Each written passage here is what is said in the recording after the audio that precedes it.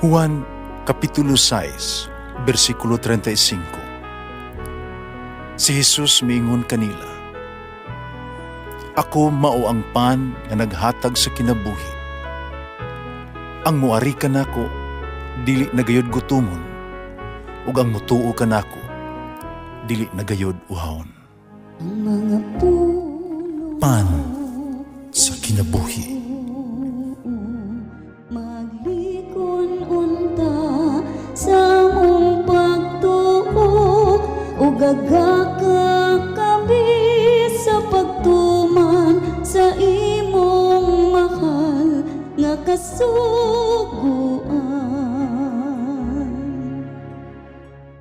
Ang Ginoo man kaninyo. Ang Santos Ebanghelyo sa mala ni San Marcos. Pipila ka mga Fariseo nga na hiabot, nakilang tugig ang Jesus. Buot nilang bikton sa Jesus. Busa gihangyo nila siya sa pagpakita og ilhanan nga pinadala siya sa Dios. Nang hupaw og laom si Jesus miingon, nganong mangita man og ilhanan gikan sa Dios ang mga tao ning panahona. Pasultihan ko kamo, walay ilhanan ng ipakita niini mga tawhana. Na iyang gibiyaan siya, mibalik siya pagsakay-sakayan, o mitabok sa lanaw. Ang Ebanghelyo sa Ginoo. Pasalamati ang Ginoo kay siya maayo, ang iyang gugma mulungtad hangtod sa kahangturan. Pasalamati ang Diyos sa tanang mga Diyos, ang iyang gugma malungtaron. Pasalamati ang Ginoo sa mga Ginoo, ang iyang gugma balungtaron.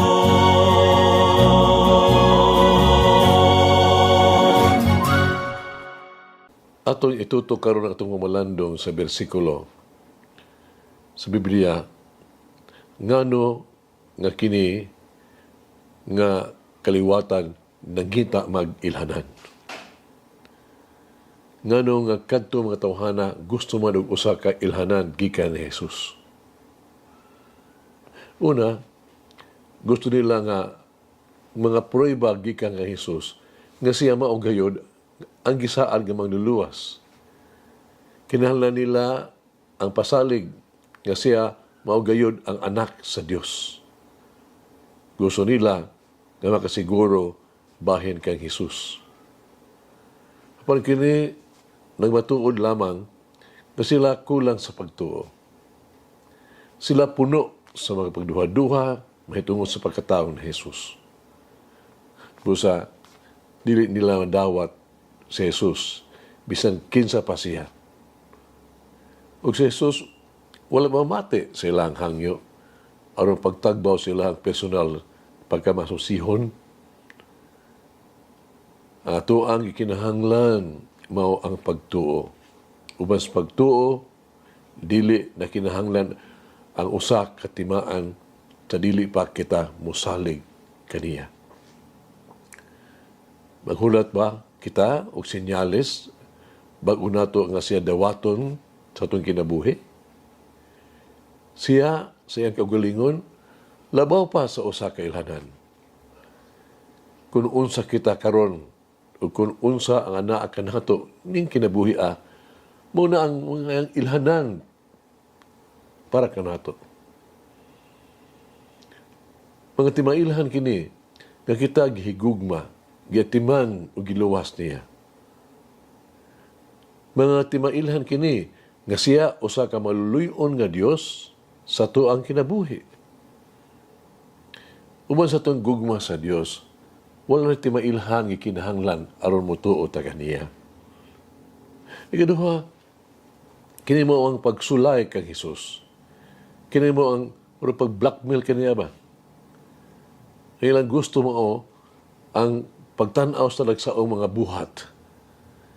Ilang gitintal si Jesus sa pagbuhat og mga milagro nga makadani haron sila musunod. Kita saan man nato. Unsay atong motibo? Isunod nato sa Jesus, dili tungod sa talagsaong mga butang, tungod sa mga milagro, kundi tungod kay gihigugma nato siya. Kana gyud unta. Kadani kita kang Jesus, dili tungod sa iyang mga gamhanang mga buhat, kundi tungod sa iyang pagkatao, personalidad. Kinahanglan nabugol kitag mangayog laing ilhanan alang kaniya, gikan kaniya. Klaro nga ipadayag ni Jesus nga gihigugma kita niya sa pag-ayo. Dili pinaagi sa mga buhat o sa mga paghadlo ka nato o maisugon kayo mga pagigpulong. Apan pinaagi sa iyang kaadman, kinaadman o kaiyap kamatayon diya sa krus alang kanato. Adunay kanunay og mga siguradong dili maihap nga mga timailhan sa gugma sa Dios atong kinabuhi ba karon. Sulay sa pagkisusi, no? Pamalandungi ang mga grasya nga atong nadawat gikan kaniya. Siguranon sa usa ka ilado kaayong anecdote ba ito siguranon bes kinabuhi ni St. John Vianney, patron kini sa mga kura paroko. Itawag siya og cure of arts, kura sa arts. Si San Vianney, usa kayano kayo balaan mapausanon nga pare. I-google niya ang kadaghanan siya ng mga pastoral ministeryo diha sa kahon sa kumpisalan. O sa usa ka mag-uuma, gihango sa paghulagway ba kaniya. Kung siya ikasulti niya bahin ni San John Vianney, ang mag-una, mihatag ni ining na pagmatuod ni San Juan Vianney na nag-ingon siya. Nagtanaw kaniya o nakita ko ang Diyos diha kaniya. Pagsun hagit sa kinabuhi. Na kinahanglan ba kitag mga ilhanan sa dili pa kita mutuo nga ang Diyos ay gugma kanato o kita pililhon diha kaniya. Pag-ampo kita. Among Ginoong Hesukristo, among manunubos, salamat kaayo sa imuhang gibuhat kanamo. Daghang salamat sa pagpadayon nimo sa paghatag namong mga grasya. Salamaton kaayo kami sa mga ginikanan, mga paryente, sa mga pamilya, mga higala, nga nagtudlo kanamo, na nalipod kanamo, o nagserbisyo kanamo. Kami nagpasalamat kaayo sa mga butang, sa among palibot, sa mga komunidad, diya sa among simbahan, o sa mga umahon ng mga tao uban kanamo. Gila na mo silang tanan, o kining tanan ng mga butang, o Ginoong Hesus, ingon nga mga prueba sa imong gugma, o timailhan sa imong kabalaka, o sa paagi sa pagsulti kanamo, kag kami, diatiman, pag-ayo nimo. Amen. Mama Mary, for my heart in humility and trust. Mulangin ang Diyos magagahom sa tanan, Amahan, Anak, o Espiritu Santo. Amen. May the Lord of the divine mercy bless us all, heal us from all diseases and suffering. Ayun unta niya kita, tanang mga sakit na sa lawas,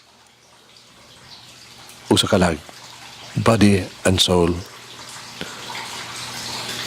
In the name of the Father, the Son, and of the Holy Spirit. Jesus, I trust in you. Amen. Whoever eats the bread of life will never hunger, says the Lord. Kay galaan inyong nabati ang pagpaambit ug hamubong pamalandong sa pulong sa Dios pinaagi sa tulumanon. pan sa kinabuhi nga gidumala ni Monsignor Daddy Silva. Hangtod na usab sa sunod higayon, daghang salamat. the bread of life.